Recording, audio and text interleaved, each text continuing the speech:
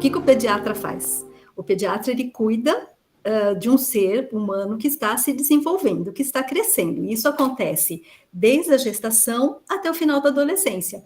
Então, se a menina ela engravida no período da adolescência, ela está sendo acompanhada pelo pediatra. É ele que é aquela pessoa que, teoricamente, teria percebido o momento que ela entrou na menarca, que ela começou a manifestar algum interesse, começou a namorar, enfim, é a primeira pessoa da área da saúde, digamos assim, que tem contato com isso. Então, ele tem muita possibilidade de estar junto da equipe de prevenção e também depois de acompanhamento. A Sociedade Brasileira de Pediatria, ela está sempre em contato com os pediatras e tem as recomendações que a gente segue as diretrizes, segue as recomendações, e uma recomendação muito forte é essa, do acompanhamento do desenvolvimento puberal e de conversar com a menina, de conversar com a menina e com o menino, né, não esquecer que é uma dupla aí, sobre as questões de sexualidade.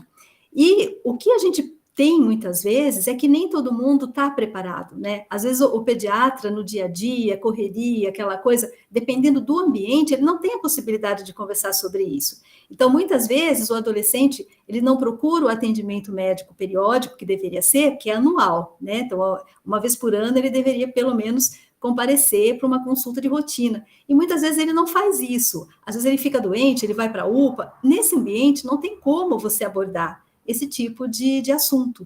Então, por isso que é muito importante, além de ter a questão, né, do pediatra participando, que a sociedade também tenha esse papel.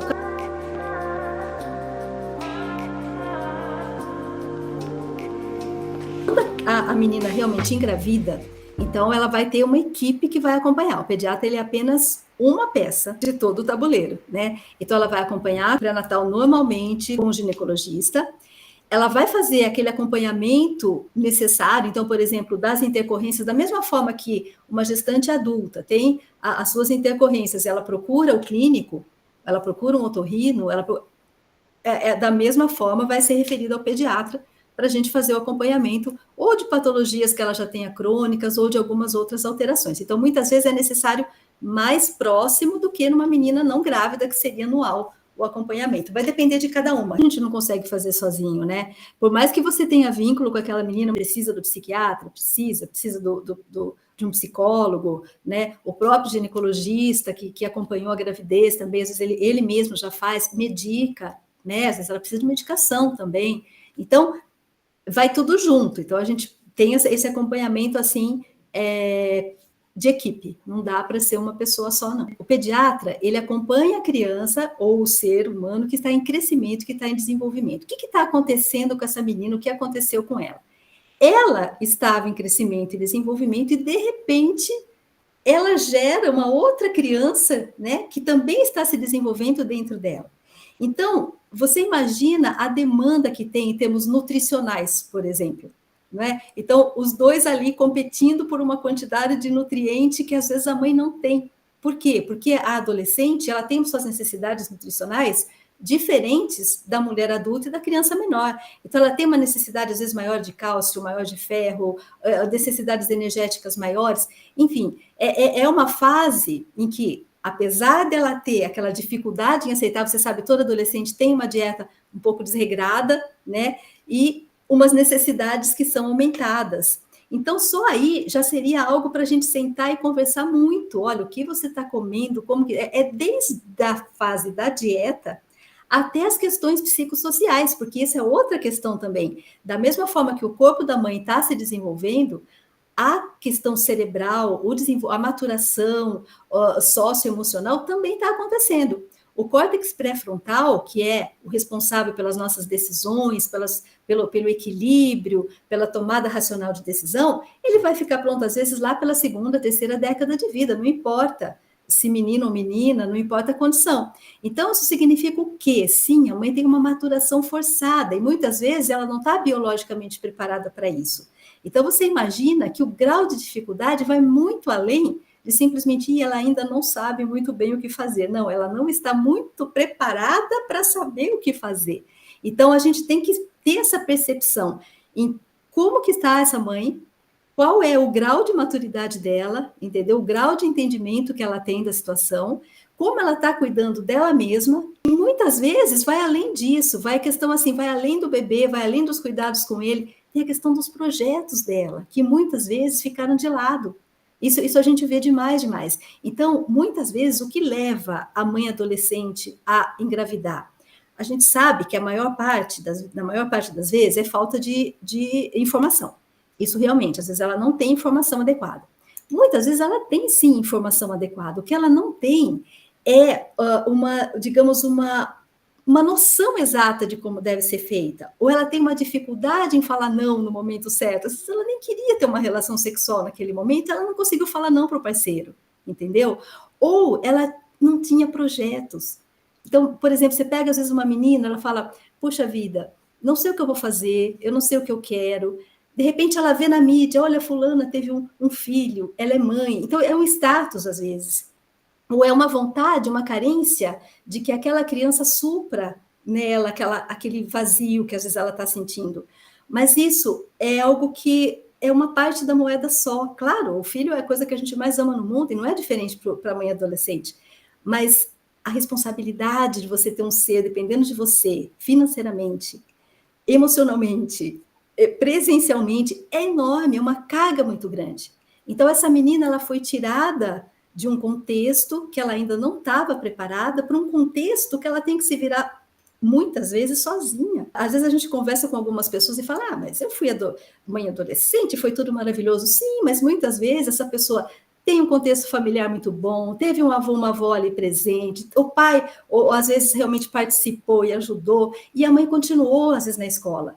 E ela conseguiu, às vezes, ter uma profissão boa no futuro. Mas isso não é verdade para a maioria das nossas meninas. Não é. No terceiro trimestre da gestação, 85% das meninas já saíram da escola. 85% das meninas adolescentes que engravidaram. Então, isso significa o quê? Que o plano de vida dela, que o projeto de vida dela, no mínimo, vai ser muito adiado. Então, assim, ela vai entrar no mercado de trabalho com muito menos habilidades, com muito menos competências, e o futuro dela fica muito difícil dessa forma.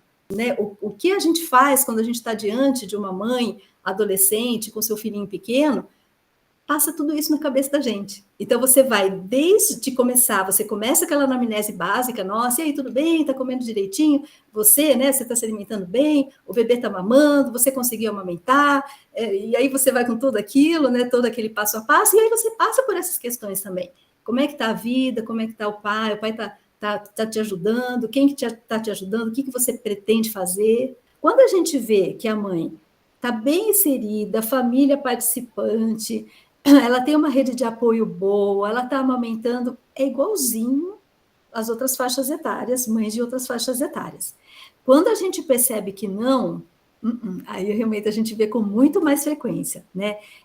De qualquer forma, para qualquer doença isso serve na pediatria.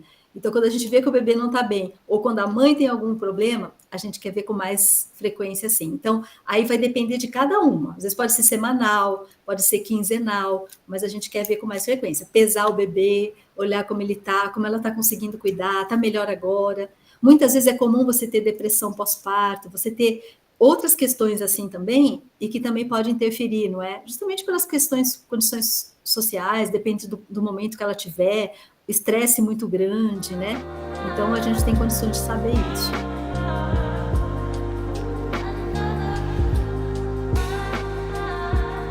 Vai chegar um momento realmente que o bebê nasce e que o médico vai acompanhar as duas pessoas, né? Dependendo da idade da mãe, uma mãe de 15 anos, por exemplo, o bebê nasce, ela não vai ter nem 16, então ela vai continuar. Então o pediatra ele vai acabar atendendo a dupla, né? Muitas já não querem mais, falam, não, já sou adulta, já vou para outra área, enfim. Mas muitas ainda continuam, dependendo do vínculo que elas têm. E, teoricamente, né, pelo que a gente tem do SUS, que a gente tem de recomendação, até os 19, 20 anos ainda, como adolescente, a gente acompanha. Então, se você está, por exemplo, no consultório particular, o comum é que a família acompanhe. Por quê? Porque, geralmente, vai ser uma família de uma condição socioeconômica melhor, é aquela menina que foi mais protegida, que talvez vai conseguir continuar estudando, entendeu? Então, nessas consultas, a gente fala com todo mundo. E, às vezes, gente, é até ruim isso daí de falar, mas, assim, tem muita a avó, né, no caso aí a mãe da menina, o avô, que assume para si totalmente, que também não é certo, né? Então o bebê fica deles. Não, a gente que sabe, ela não sabe nada. Ela não sabe, eles falam isso mesmo na frente dela. Ela não sabe nada, doutora, fala comigo, sabe? Então já tira o poder da mãe, né? Então a gente também tem que dar uma direcionada nisso, não, ó, a mãe é ela, né? Vamos falar com ela também, ela vai aprender, ela vai saber. Então passa por isso. Então tem esse modelo familiar que vai todo mundo, e tem um modelo familiar que às vezes você tem que mandar chamar alguém para vir junto com ela, porque ela vai sozinha, você percebe que ela não tem condição nenhuma de entender o que você está falando, entende que tem que ter alguém com ela. E aí você tem que pedir para chamar, olha, tem alguém para vir com você? Você tem a sua mãe ou seu pai ou alguém? Às vezes ela não tem ninguém que apoie ela, ninguém. Às vezes ela tem. Então, às vezes a gente chama e vai, a pessoa acompanha e a gente fala para a pessoa também, olha, o bebê não ganhou peso esse mês, então provavelmente é isso ou aquilo. Você poderia ajudar ela nesse momento, nesse ou naquele aspecto, entendeu? Então a gente direciona dessa forma. Então vai depender muito do contexto familiar do que ela vem para você. A gestação recorrente realmente é frequente. Às vezes, muitas vezes a menina ela teve um bebê, especialmente aquela que eu falei, né? Que ela tinha a intenção de preencher algum vazio, alguma coisa. Então, às vezes, ela tem o bebê, ela tem aquela expectativa, ou às vezes que o namorado ficaria com ela, ou às vezes não deu certo, aí ela conhece uma outra pessoa, e ela tem a mesma expectativa com aquela outra pessoa, acaba tendo o bebê com ela também. Isso é um problema muito sério, né? E às vezes mais de um. Então, é nesse momento que eu acho que, uma vez que ocorreu a primeira, né, de sentar com ela e realmente conversar, olha, como é o seu... Eu foco muito nisso, gente, porque eu falo assim, plano de futuro. Quem tem um plano, quem tem um projeto de vida, dificilmente vai fazer isso de novo, porque ela vai se olhar, ela vai pensar, não, eu preciso pensar em mim, não é alguém que tem que me preencher, não, sou eu, né? Então, se ela tem essa possibilidade, se ela consegue pensar assim, fica mais fácil. Mas não é fácil a gente fazer isso, assim, até porque muitas vezes você está numa consulta, uma consulta que tem tempo de terminar, então isso seria um mundo assim muito idealizado se a gente falasse que a gente consegue. Então, assim, a gente tenta, mas a gente tem que ter a família junto, entendeu? Eu acho que conversar com a família, falar assim, olha, como que está sendo esse acolhimento? Como é que está a inserção dela na família? O que vocês estão achando? Precisa de ajuda? Precisa de um psicólogo junto? Precisa, entende? Às vezes é algo que vai muito além, entre questões financeiras. Às vezes a própria família não tem condições financeiras de manter aquele novo bebê, entende? E a mãe, às vezes, fica grávida de outro, e a família não sabe o que fazer com esse outro. Gente, fica uma perpetuação de problemas, perpetuação de pobreza, enfim, de condições que ela poderia ter saído e que não conseguiu sair. É lógico, gente, a gente está focando na parte negativa. Nem sempre, quando a gente vai conversar com o adolescente, que a gente vai falar sobre questões de prevenção, a gente não fica só nessa parte de negação. Até porque não é só coisa ruim, né? A gente sabe que tem todo esse encargo, tem todas essas questões que nós falamos, mas também tem um lado bom, né? Muitas vezes, quando a menina consegue ter uma rede de apoio e tudo mais.